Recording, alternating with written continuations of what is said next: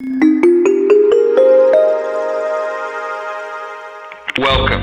You're tuned into Life is a Sacred Journey. Every week, we bring a new perspective to aging and caregiving. Here is your host, Micheal Pope. Good morning, good afternoon, and good evening, wherever you are in the virtual neighborhood of Life is a Sacred Journey. I am your host, Micheal Pope, and it's so good to be with you here this morning. This is Pondering number 12. And the first thing I want to say this morning, I don't know if you're like me, but I feel exhausted. I feel exhausted. I don't know. I feel like I'm having a PTSD week. I've been saying that my allergies have been bothering me from the smoke that is getting to us from up in Tahoe. So blessings and shout out to all those individuals up in Tahoe and Greenville and all of the areas where we have had fires here in the state of California. All of you who have lost your homes, and for all of you from Paradise and other areas that by seeing this in the news, I know it's sparking memories of loss for you as well. So I just want to say to all of you how sorry I am, because to lose your home, I'm in the process now of purging and cleaning out stuff in my garage. And I've been coming up with incredible things, like I found a bank that my grandmother made for my son. So she is his great grandmother, and I found the letter that she wrote to go along with the bank that she had made. I think she was in her 90s or something. My aunt told me when she took this ceramic class. And when you lose those things, they again, life is more important, and being safe and having your health, all of those things.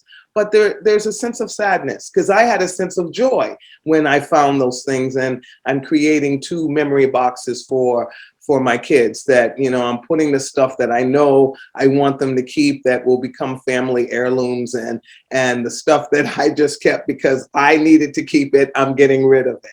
So good morning. You have joined us at Life is a Sacred Journey. I am Micheal Pope, your host. Hit the share button. Share with other people. Good morning, good morning, good morning. I'm glad that you made it to this side of the sleep time, and that you're up and joining us here at Life is a Sacred Journey. Indulge me for a few minutes. I need to say happy birthday. My son yesterday turned 33 years old. Happy birthday again, Milton.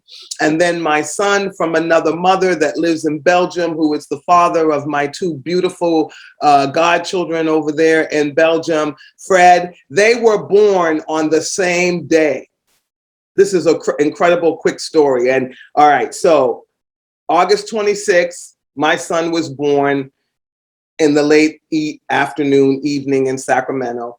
And Fred, who is from Belgium, came to Alzheimer's Services of the East Bay as an intern. And one day we were sitting in the office, and I said to him, there's something about you that just resonates with my soul. And it wasn't that I didn't love the others, because I've loved all of my interns, but there was something about Fred. And then Frederic. And then when I when I looked at his application and everything, where he had put his birth date, I was just like, okay, that makes sense. He and Milton were born on the same day and in approximately, we think, around the same time. But as you know, I think they're a day ahead of us. And so that is so amazing. On this planet, 2 people can be born at the same time, same day. But if you were looking at the calendar from where either person was, it's not the same day. You know, I ponder those kinds of things. But I want to say happy birthday to both of my sons. The one that I gave birth to, who you are my best friend, and I love you more than life itself. And to my son from another mother, Fred, I love you and can't wait to see you in 2022, and to see your beautiful family, Katarina, and the beautiful children that I love so much. So happy birthday to all of our August 26th folks born on that day. You are magnificently beautiful people. And to all the people born today, happy birthday to you. Because, you know, I got to do that, because I'm kind of a day late and a dollar short, right? Okay. All right. So this is one of our ponderings, and this has been a very fruitful couple of weeks for me as it relates to humanity observation. I realize that I'm living with a little bit of PTSD from the pandemic, from things going on our planet where humanity is not kind to humanity. And I also realize I'm getting older, and there's a part of me that that doesn't want to live in the untruth place anymore. That as much as I'm going to be kind and I try to be, that I can't live in the untruth. You know, I was learned about a church, United Methodist Church in Palo Alto, where there is a person of color who has been sent there as a clergy person to lead the church, and that there are people there who are so angry, so racist, that they went to the parish home and vandalized it. And that hit me really strangely. I think I heard about it Tuesday afternoon, and it just hit me really weird. And when I share that story, people say to me, "Oh, we can't believe that's happening at our church," or "We can't believe this is happening in our neighborhood," or "We can't believe this is happening in America." And I'm sorry, and please don't be getting mad at me and throwing things at me, but how come you can't believe that? I keep thinking, am I alone living in this world where I see oppression every single day, where I see people who should not be living unsheltered, or if they are living unsheltered, that they're being moved because it's time to build a building on that space, and we don't care where they go, we don't find them a place to go, or we don't take care of their mental health issues because they can't stay inside of a building because they're so mentally ill, they're claustrophobic. I don't understand. And when you say something happened that is a racist thing, people want to say they can't believe it's happening. And I apologize to all of you who don't believe it's happening, but this has been happening for a very long time. This is not new. This is not new. There were little girls in a church that got blown up. Not too long ago, a man walked into a Bible study and killed all the people. I don't know what happens with our selective memory, that we only select the memory that makes us feel good, and we don't realize that as a humanity, we are oppressing each other. We are oppressing each other so badly. So that pondering, I just want to share because it really got me. And it's happened 3 times since then, in 3 separate meetings where people, "Oh, I can't believe it." And I said, "Well, can you not believe it because you're in a state of shock?" Because, you know, when we're in a state of shock, we go, "Oh my God, I can't believe this is happening." No, they couldn't believe that in the upper scale part of Palo Alto, that people behave that way. And I'm like, okay, that's interesting. So that's interesting. That's all I'm going to say. And we're going to pray for our Pastor Deborah at Palo Alto UMC and for that congregation. Between 1 and 1:30, I believe it's on Sunday, they will be having a silent vigil. No speeches, just a silent vigil of prayer. We're not asking you to go to the Palo Alto church because of COVID and social distancing. But between 1 and 1:30 on Sunday, if you could just stop and focus on racism in the world. Racism is not just a black and white issue. Racism is a construct that just, if I'm one thing, I'm better than you. That's what racism is. It's like, I think because of who I am, where I fit in into an ethnicity, culture, or whatever, I'm better, brighter, stronger, and all those things. And so we have to eradicate racism so that we can stop saying, "I can't believe it." because the fact that we've closed our eyes, stuck our head in the sand is why in 2021 we are still here. And now I get the elders that I was raised by and around, when they said things like, it'll never happen in my lifetime, and I wish they had been alive to see certain things that actually did happen after they left. But they were right. It didn't happen in their lifetime. And I'm hoping that we can change the trajectory of how we treat each other as a humanity in my lifetime. I don't have much time left, so I don't know what that means in the sense of, is it going to happen in the next 40 years, in the next 30 years, the next 50 years? Could it happen tomorrow? That's a pondering. What would we have to do as a universal humanity, as a worldwide humanity, to eradicate racism, hatred, homophobia, all of it, ableism? What would we have to do? And why do we get so stuck? I don't know. I hope in my lifetime we figure it out. But I do know we got to stop acting like it isn't happening, because it is. And then my second pondering is I was in a meeting and we were talking about something, and somebody started telling me how I feel about certain things. They were like, well, you seem really angry. And I was just, wow. Angry? I seem angry. And I thought to myself, that was a way of that person diffusing what I was saying. Anybody who knows me knows that I have this bravado voice, that it is, my voice commands attention. It's always been that way. I probably was the loudest kid in the schoolyard. But anger, no.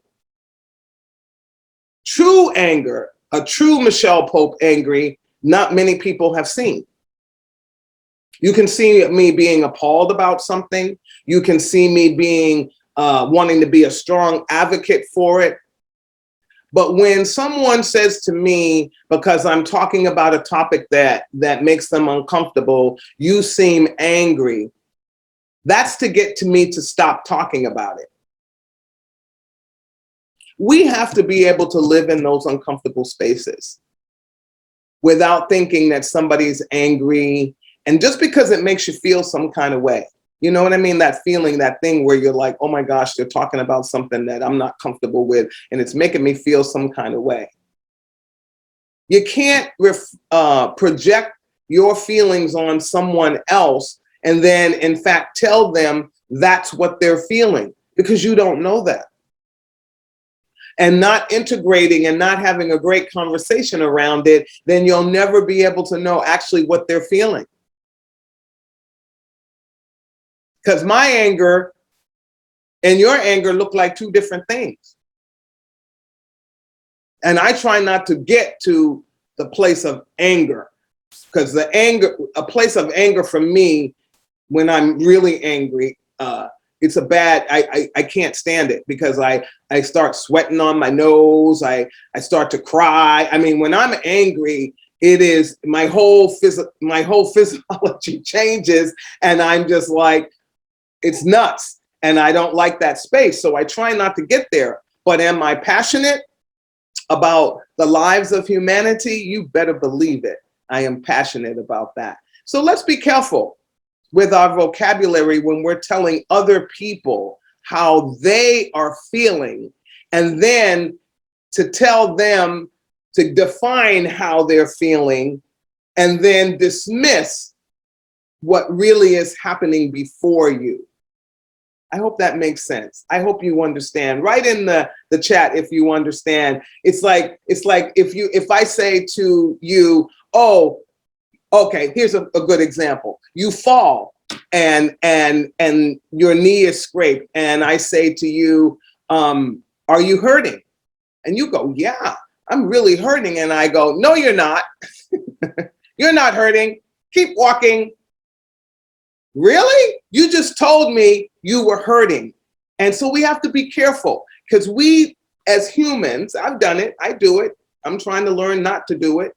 We dismiss emotional context, topics, communication, because it makes us feel uncomfortable. And then once we're uncomfortable, we want to dismiss it as quickly as possible instead of living in that moment.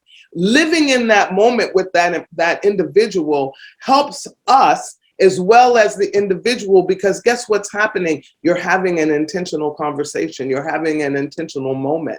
And so being in that space is really important. Conflict doesn't have to be the thing that we think it is. You know, conflict can be, I just disagree and I'm gonna move on because I just disagree and I have a difference of opinion, but it doesn't mean that we can't converse. That doesn't mean that we can't plan together. That doesn't mean we can't create love. That doesn't mean that we can't create change. So I think that is something that we all, including myself, the difference between dialogue and debate. Dialogue and debate. We are so fixated on making sure that you feel the way I do, that I have to debate your feelings. And you know what?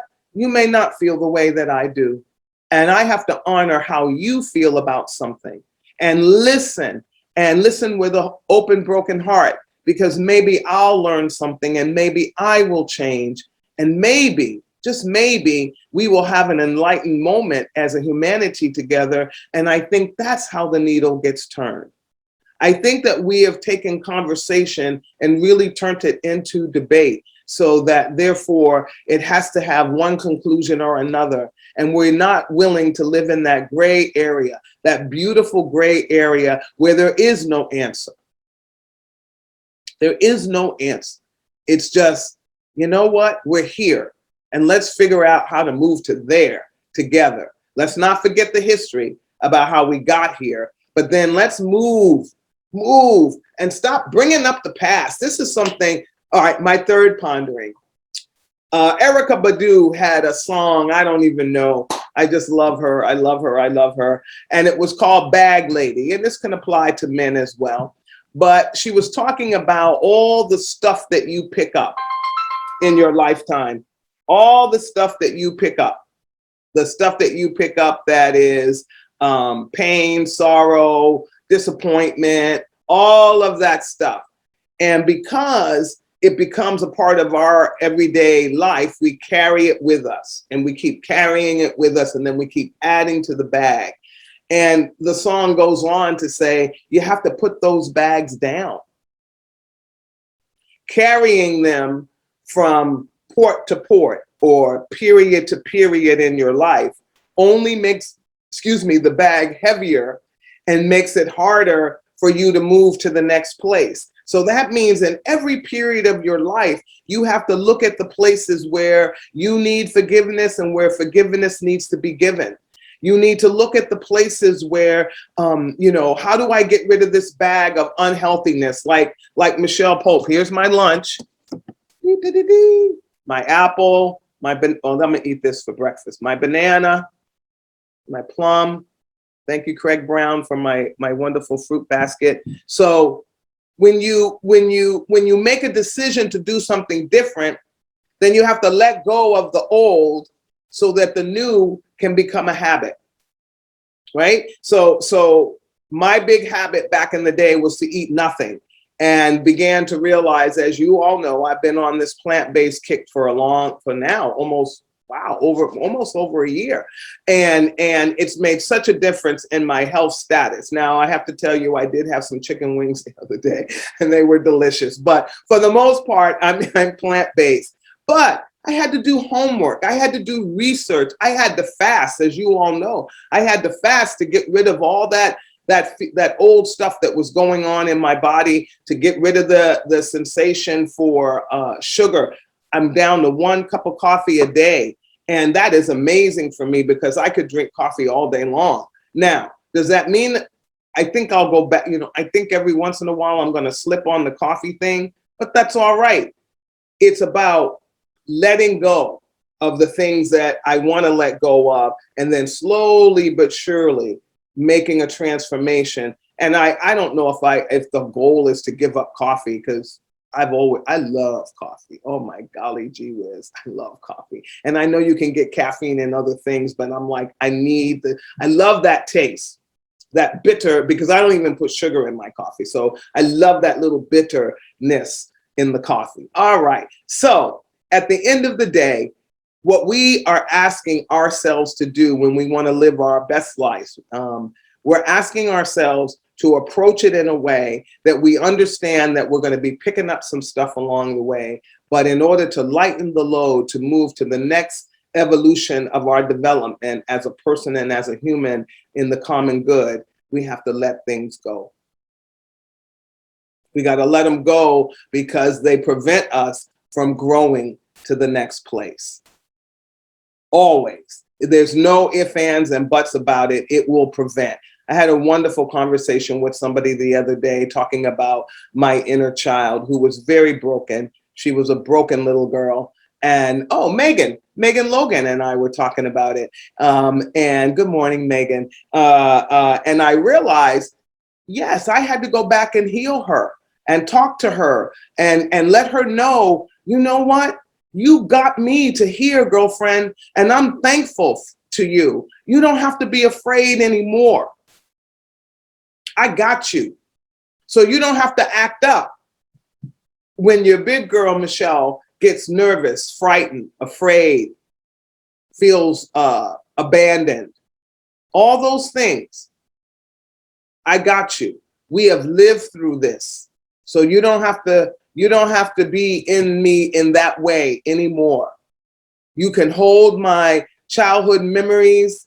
You can hold the parts of me that are childlike that I still carry forth in my life. And I'm so thankful that I'll never grow up. Thank you, Peter Pan. But you don't have to act up in me anymore, because when the inner child acted up in me, as Megan and I were talking about, that resulted in anxiety, depression, and pain. And it wasn't from any major traumas or anything like that, just life, from the teacher that I had that said, I'm going to get paid whether you little pickaninnies learn anything or not. Yes, I had a teacher tell all of our class that, because there was a lot of children of color in there, and that's exactly what she said to us. From that moment, or whatever that moment was, all the little moments, and they weren't all racist moments, they were other moments, bully moments, having eczema all over my face and neck and arms, and being called Snake Lady by a variety of people throughout middle school and high school. Those kinds of things, just all those little things that move you forward in the trajectory of your life, that you carry forward, and it creates a sore, a little pain. And when you let it go and realize that it really is a part of the wonderful person that you have become, and without it, you may not have been able to overcome many, many barriers, many, many mountains, many, many things, then you can release it like that, like a breath, and know that you can move forward, because you can use the emotions and what you learn from those experiences in every new experience that you embrace going forward. So I think that stuff is important. I also know that for me recently, I have learned how important it is to be alone. And I realize when I say that I'm not really alone, right? Because I'm surrounded by my books, my music. But what I mean is not taking in the stressors of the world around you. My son and sister, daughter-in-law, gifted me a television that is one of those televisions where you can hook it up to the internet so you can get, and they gifted it to me with all of the stuff, right? And so I love documentaries, so that's been very nice because I've been binging on documentaries.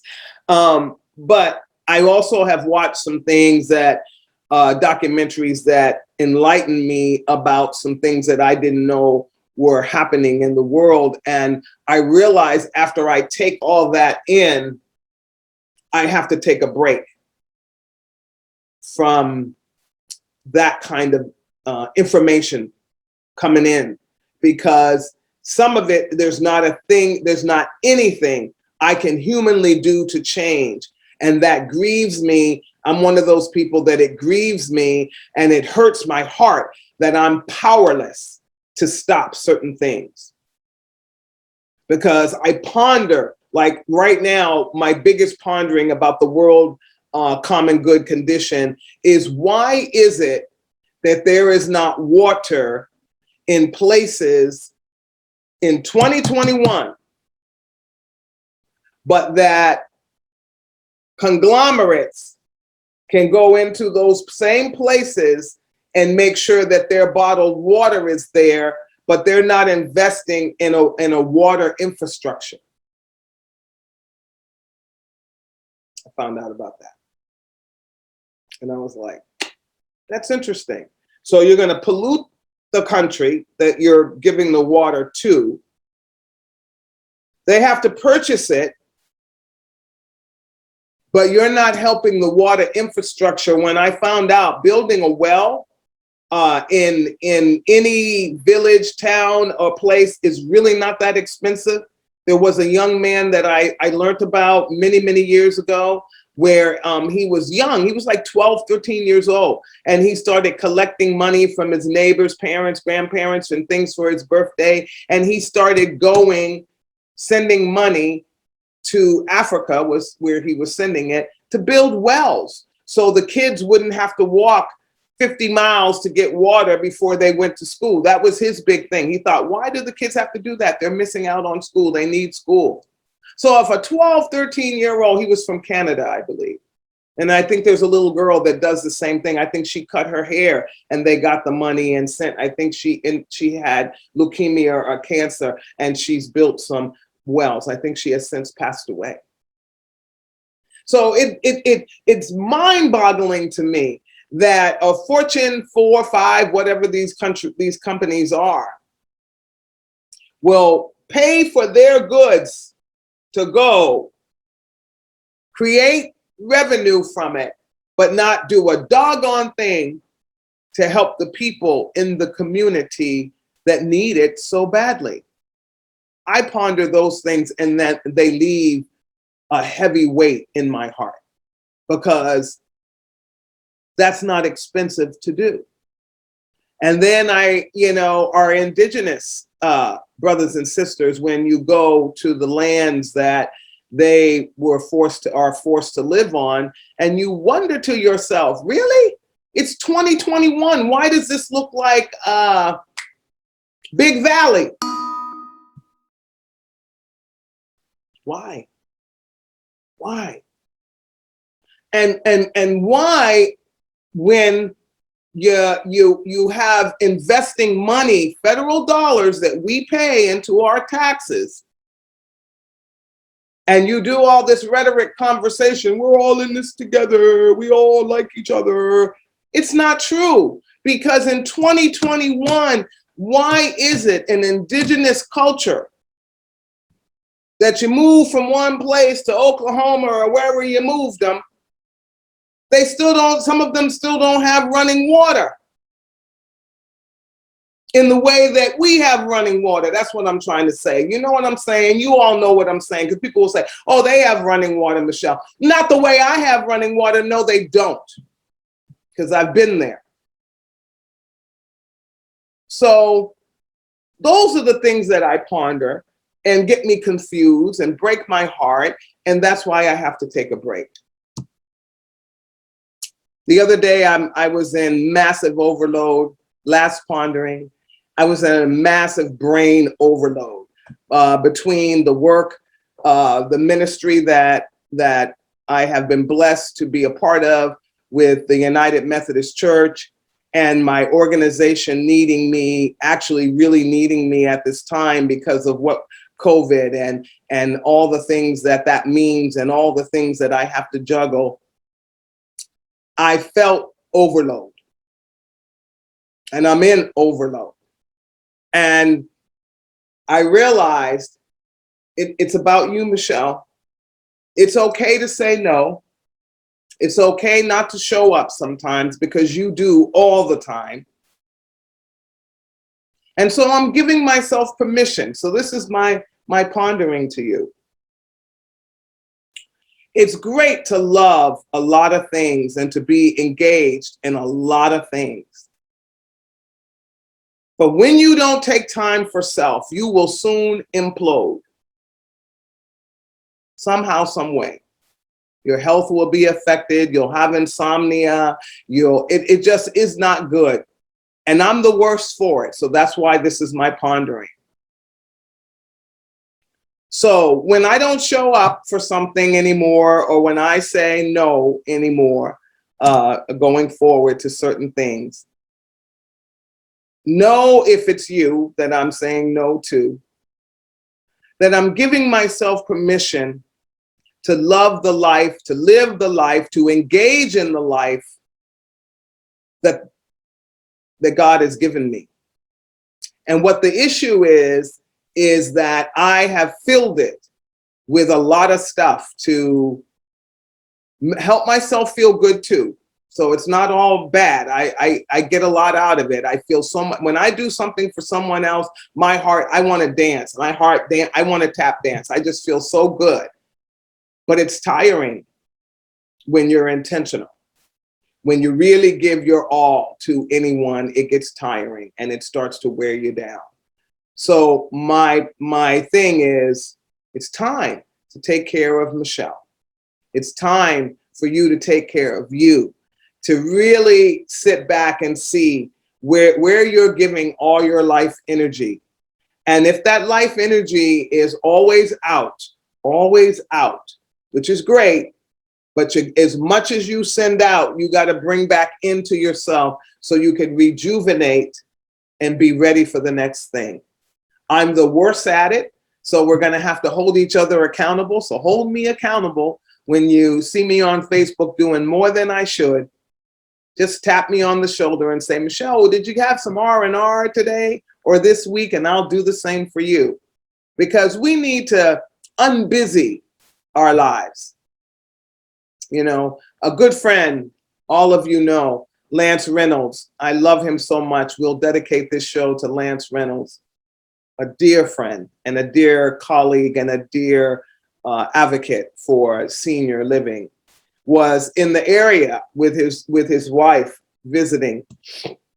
I did get an opportunity to see them once, but I wanted to see them more than once, and other things got in the way. And that's when I began to realize, no, Micheal, what was really more important? Seeing Lance. I wanted to have dinner with him. I wanted to do a lot of things because I don't know if I will see him again. And not because either one of us are passing away, but because he's going back to an area that I don't live in with COVID. I mean, we just don't know. And I let work get in the way of a very important relationship. So ponderings. Ponderings mean you look at things from a retrospect, that you search your soul to see if you could have done better. And so today I say to you, Lance Reynolds, thank you for everything that you gave Alameda County when you lived in Alameda County, for every organization that you supported with your time, talent, and monies, including Alzheimer's Services of the East Bay. And I promise you, the next time you come to the Bay Area or I'm in your area, I will make sure you get the time that you deserve, because you are more important than any document that I could ever write, sign, or any meeting that I could ever attend. And so on behalf of all of us here at Alzheimer's Services of the East Bay, we thank you for everything that you have done. And on behalf of my family, I thank you for everything that you have done for me and mine. So that's our pondering. That's our pondering for this week. I think, Felicia is watching us from Albania. I believe that's where she told me she was this morning. So good morning to you in Albania and all of you out there in the virtual world, all of you, Sister T, Sandy, Stewart, Jane, all of you know how much I care about you, how much I love you, those of you that I know personally and have been able to get to know personally, know how much it matters that you show up every Friday morning here, and know that we're all in this together. I don't mean it as a cliche. It's not a slogan for me. I really mean it. We're all in this together. So have a great weekend. I hear it's supposed to be very warm. I know I'm having problems with breathing. And so those of you that have COPD, asthma, all of that, be very careful. Stay indoors if you can. Put a fan on. I am gonna tell you again, this resurgence of COVID is very bad. I was a part of a meeting yesterday and it really is surging. And so please, please, please, if you are not vaccinated, at least, please humble yourself enough to wear a mask. If you are vaccinated, wear a mask. If we all put on a mask, including you who have decided you're not getting vaccinated because of the chip or whatever your reason is, whatever your reason is, because I'm not here to judge anybody. I think you should get the vaccine, but I'm not here to judge you. But at least put a mask on so we can stop this spread. Now we're hearing we might end up in another shutdown because, come on, Carolyn Brent and I are going to be talking about freedom because that's another word. We keep bantering around freedom, freedom, freedom, freedom, freedom, freedom, freedom. Yeah, you have the freedom to kill people. Yeah. Wear a mask. That's all you need to do so we can slow the trajectory of this thing down. Figure out who needs a booster, who doesn't need a booster, all of that. There are people who have been vaccinated who are being diagnosed with breakthrough COVID. I know them personally. They're not making it up. So take care of yourself. Love yourself. And understand, you know what? This is not an island. It may be an island in the universe, the world, this world that we live on. It's an island in the universe. But as far as on this earth, we are stuck on this planet together until we build enough spaceships for people who want to leave. So we have to honor the fact that we have a pandemic still among us, and we need to do everything we can to not infect each other and to keep each other safe. So be careful. Be careful. There's little children around that are not vaccinated yet. What are you saying to them? Come on. We can write slogans and we can put caps on. Let's live it. Let's live it. All right? Go hug a tree. National Dog Day yesterday. I love you, Alpha and Daisy. You are the sunshine of my life, both of you. They greet me the same way every day.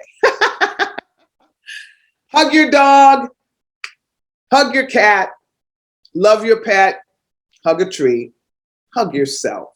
And know that you are magnificently, wonderfully made, and that we are all in this together.